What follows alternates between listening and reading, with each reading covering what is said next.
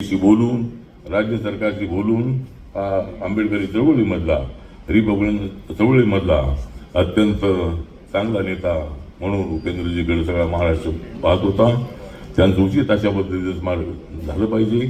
त्यासाठी ज्या सरकारमध्ये आम्ही आहोत त्या सरकारच्या वतीने, शासनाच्या वतीने, महानगरपालिकेच्या वतीने जमीन मागून त्या ठिकाणी त्यांचं एखादं उचित स्मारक आहे उभं करण्यासाठी नक्की आपण प्रयत्न करूया, एवढीच अपेक्षा या प्रसंगी करतो.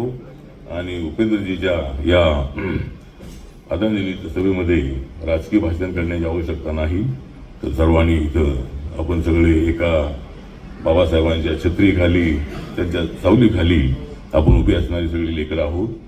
आणि म्हणून मी या ठिकाणी आपण सगळेजण अशा कार्यक्रमाला आलात त्याबद्दल आपल्या सगळ्यांचा हार्दिक आभार व्यक्त करतो. आणि आज इथे नितीन गडकरी साहेब इथं आले होते, जोगेंद्र कवाडे सर या ठिकाणी उपस्थित आहेत, सुलेखाताई कुंभारे, राजेंद्र गवई, उत्तमराव गवई.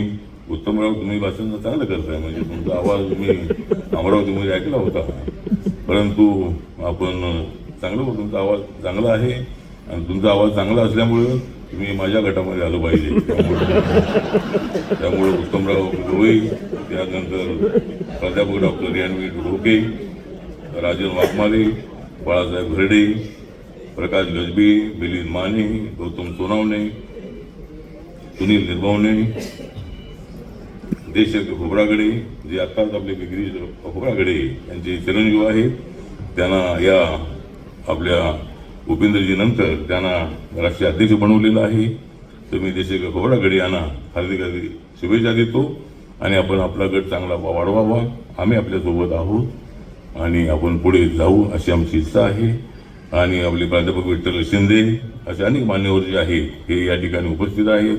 आमचे दयाल बहादुरी आहेत, महेंद्र मानकर आहेत, आपला विनोद थूल आहे, असे अनेक कार्यकर्ते इथे उपस्थित आहेत. आपण सगळेजण इथं आलात त्याबद्दल आपल्या सगळ्यांचा आभार व्यक्त करतो. आणि उपेंद्रजींना रिपब्लिकन पार्टी ऑफ इंडियाचा अध्यक्ष म्हणून, केंद्र सरकारमध्ये सामाजिक न्याय खात्याचा राज्यमंत्री म्हणून, शांत चळवळीमधला कार्यकर्ता म्हणून, नामांतर चळवळीमधला ही कार्यकर्ता म्हणून त्यांना मी भावपूर्ण श्रद्धांजली अर्पण करतो. आणि माझे 2 शब्द संपवतो.